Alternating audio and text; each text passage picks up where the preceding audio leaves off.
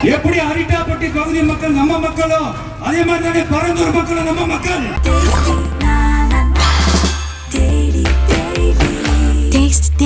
நம்ம அரிட்டாப்பட்டி பகுதியில அந்த டங்ஸ்டன் சுரங்கம் அமைக்கிறது எதிர்த்து தமிழ்நாடு அரசு ஒரு தீர்மானம் ஒன்று கொண்டு வந்தாங்க. அதை நான் மனப்பூர்வமாக வரவேற்கிறேன். ஆனா அதே நிலைப்பாட்டை தானே இங்க நம்ம பரந்தூர் பிரச்சனையில எடுத்திருக்கணும். எப்படி அரிட்டாப்பட்டி பகுதி மக்கள் நம்ம மக்களோ அதே மாதிரி தானே பரந்தூர் மக்களும் நம்ம மக்கள். அப்படித்தானே ஒரு அரசாங்கம் யோசிக்கணும். ஆனா அப்படி செய்யலையே. ஏன் செய்யல? ஏன்னா இந்த விமான நிலையத்தையும் தாண்டி இந்த திட்டத்துல அவங்களுக்கு ஏதோ ஒரு லாபம் இருக்குது.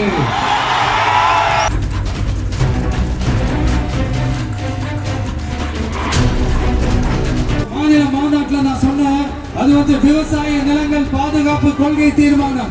காஞ்சிபுரம் மாவட்டம் பரந்தூரில் 13 நீர்நிலைகளை அழிச்சு சென்னையை நிரந்தரமாக வெள்ளக்காடாக்கும் திட்டத்தை ஒன்றிய மாநில அரசுகள் கைவிட வேண்டும் என்று வலியுறுத்தின.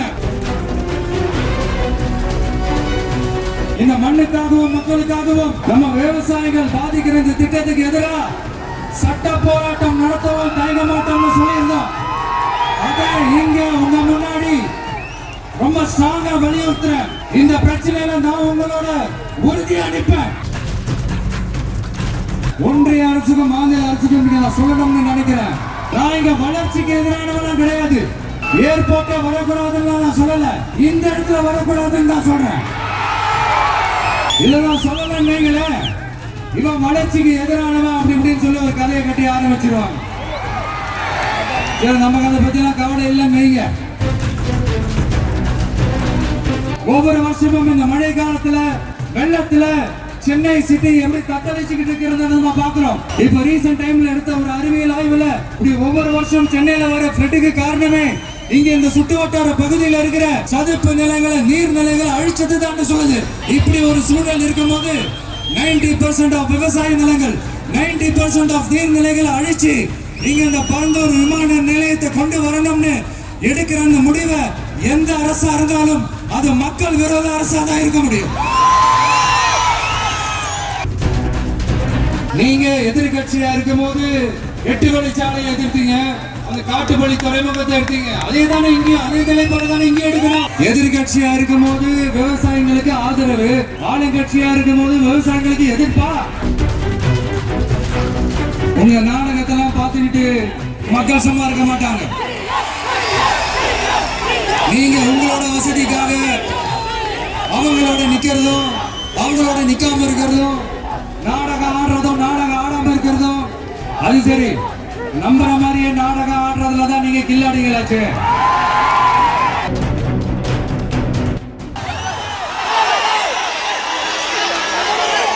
$910 நாட்களுக்கு மேல உங்க மண்ணுக்காக போராடிட்டு இருக்கீங்க.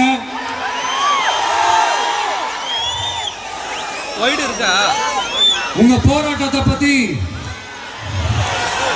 ராகுல் ஒரு பையன் சின்ன பையன் பேசுனதை நான் கேட்டேன்.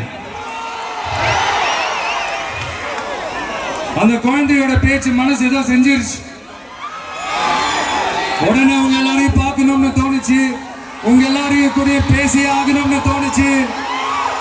உங்க எல்லாரும் கூட நான் நிப்பேன், நீ தொடர்ந்து நிப்பேன் சொல்லணும்னு தோணுச்சு.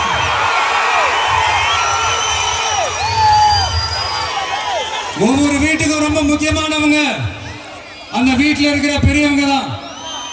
அதே மாதிரிதான் நம்ம நாட்டுக்கு ரொம்ப முக்கியமானவங்க உங்களை மாதிரி விவசாயிங்க தான். அதனால உங்களை மாதிரி விவசாயிகளோட காலடி மண்ணை தொட்டு கும்பிட்டுதான் என்னோட பயணத்தை தொடங்கணும்னு ஒரு முடிவோட தான் இருந்தேன். அதுக்கு சரியான இடம் இதுதான் எனக்கு தோணுச்சு.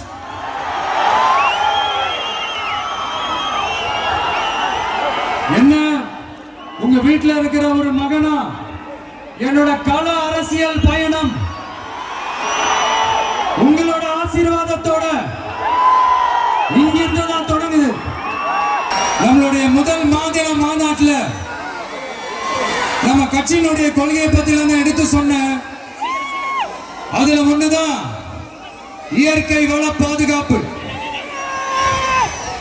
சூழலியல் மற்றும் காலநிலை நெருக்கடியை எதிர்கொள்ளக்கூடிய இயற்கைக்கு ஊறு விளைவிக்காத பகுதிசார் மாநில வளர்ச்சி பரவலாக்கம். இதான் நாம் அறிவிச்ச அந்த கொள்கை. இதான் நான் இங்க சொல்றதுக்கு காரணம் ஓட்டு அரசியலுக்காக இல்ல.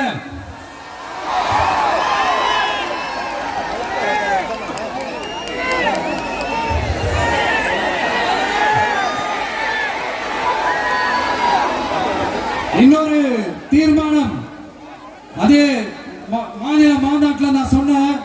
அது விவசாய நிலங்கள் பாதுகாப்பு கொள்கை தீர்மானம். அதுல காஞ்சிபுரம் மாவட்டம் பரந்தூரில் 1000க்கும் மேற்பட்ட ஏக்கர் பரப்பளவில் 13 நீர்நிலைகளை அழிச்சு சென்னையை நிரந்தரமாக வெள்ளக்காடாக்கும் திட்டத்தை ஒன்றிய மாநில அரசுகள் கைவிட வேண்டும் என்று வலியுறுத்தின. அது மட்டுமில்லாம இந்த மண்ணுக்காகவும் மக்களுக்காகவும் நம்ம விவசாயிகள் பாதிக்கிற இந்த திட்டத்துக்கு எதிராக சட்ட போராட்டம் நடத்தவும் தயங்க மாட்டோம்னு சொல்லியிருந்தோம். அதை இங்க உங்க முன்னாடி ரொம்ப ஸ்ட்ராங்கா வலியுறுத்துறேன். இந்த பிரச்சனையில நான் உங்களோட உறுதியா நிற்பேன். இன்னொரு முக்கியமான விஷயம், நம்மள ஆண்டுகிட்டு இருக்கிற ஒன்றிய அரசுக்கும் மாநில அரசுக்கும் நான் சொல்லணும்னு நினைக்கிறேன். நான் இங்க வளர்ச்சிக்கு எதிரானவெல்லாம் கிடையாது. ஏர்போர்ட்டை வரக்கூடாதுன்னு நான் சொல்லல, இந்த இடத்துல வரக்கூடாதுன்னு நான் சொல்றேன். இத நான் சொல்லலன்னு இவன் வளர்ச்சிக்கு எதிரானவன் அப்படி இப்படின்னு சொல்லி ஒரு கதையை கட்டி ஆரம்பிச்சிருவாங்க. நமக்கு அதை பத்தி எல்லாம் கவலை இல்லை மெய்ங்க. எல்லாத்துக்கும் மேல இன்னைக்கு இந்த பூமியில வாழ்ற எல்லா உயிரினங்களோட இருப்பையும் புவி வெப்பமயமாதல் பயமுறுத்திட்டு இருக்கு. அதனுடைய ரிசல்ட் தான் ஒவ்வொரு வருஷமும் இந்த மழை காலத்துல வெள்ளத்துல சென்னை சிட்டி எப்படி தத்தளிச்சுக்கிட்டு இருக்கிறத நம்ம பார்க்கிறோம். இப்ப ரீசன்ட் டைம்ல எடுத்த ஒரு அறிவியல் ஆய்வுல இப்படி ஒவ்வொரு வருஷம் சென்னையில வர ஃப்ளட்டுக்கு காரணமே இங்க இந்த சுற்று வட்டார பகுதியில் இருக்கிற சதுப்பு நிலங்களை நீர்நிலைகளை அழிச்சது தான் சொல்லுது. இப்படி ஒரு சூழல் இருக்கும்போது 90% ஆஃப் விவசாய நிலங்கள் 90% ஆஃப் நீர்நிலைகளை அழிச்சு இங்க இந்த பரந்தூர் விமான நிலையத்தை கொண்டு வரணும்னு எடுக்கிற அந்த முடிவை எந்த அரசா இருந்தாலும் அது மக்கள் விரோத அரசா தான் இருக்க முடியும்.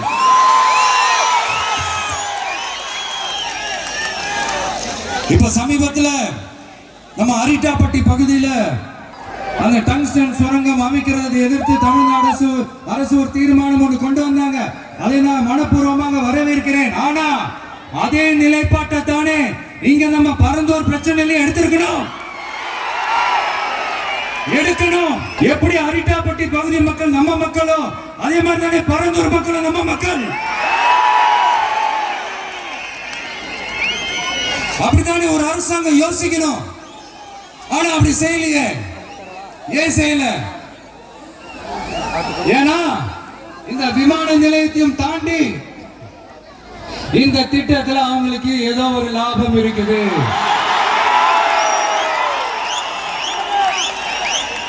அதை நம்ம மக்கள் தெளிவா புரிஞ்சு வச்சிருக்கிறாங்க. நம்மளுடைய ஆட்சியாளர்களுக்கு ஒரு சில கேள்விகள்.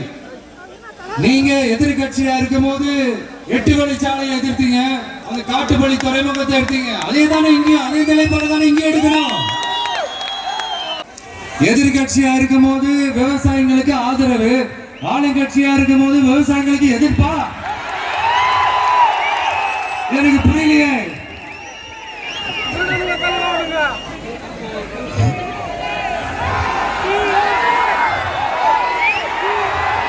அதனால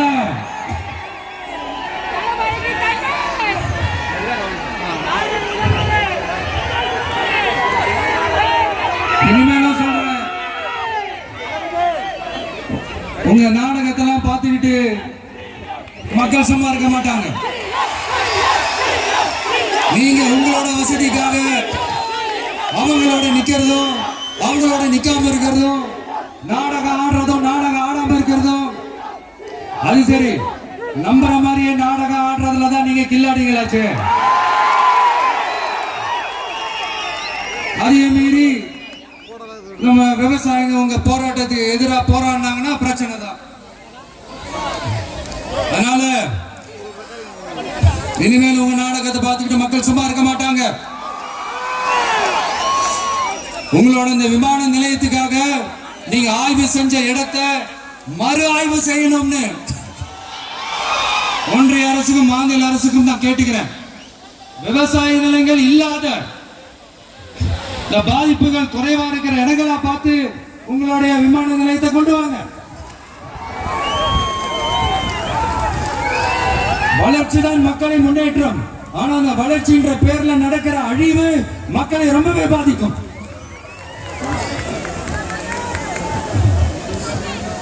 நீங்க எல்லாரும் உங்களுடைய ஊர் கிராம தேவதைகளான கொல்லமட்டால் அம்மன் மேலையும் எல்லை அம்மன் மேலையும் ரொம்பவே நம்பிக்கை வச்சிருக்கீங்கன்றது எனக்கு தெரிஞ்சது. அந்த நம்பிக்கையை இழந்துடாதீங்க. உங்களுக்காகவும் உங்க ஊருக்காகவும் இனி உங்க வீட்டு பிள்ளையான நாடும் தமிழக வெற்றி கழகத்தோட தோழர்களும் சட்டத்துக்கு முற்பட்டு எல்லா வழிகளிலும் உங்களோட உறுதி அளிப்பேன். உங்களோட ஊருக்குள்ள ஏகனாபுரம் ஊருக்குள்ள வந்து அந்த திடல்ல தான் உங்க எல்லாரையும் மீட் பண்ணணும்னு நினைச்சேன். ஆனா எனக்கு பர்மிஷன் கிடைக்கல. இங்கதான் பெர்மிஷன் கொடுத்தாங்க. நான் ஏன் ஊருக்குள்ள வரணும் தடைன்னு எனக்கு தெரியல. இப்படிதான் கொஞ்ச நாளைக்கு முன்னாடி நம்ம புள்ளிங்க ஒரு நோட்டீஸ் கொடுத்ததுக்கு தடை விதிச்சாங்க. ஒரு துண்டு சீட்டு நம்ம பிள்ளைங்க கொடுத்ததுக்கு. அது ஏன்னு எனக்கு புரியல. அதனால கான்பிடண்டா இருங்க, நல்லதே நடக்கும், வெற்றி நிச்சயம். மீண்டும் சந்திக்கும் வரை நன்றி, வணக்கம்.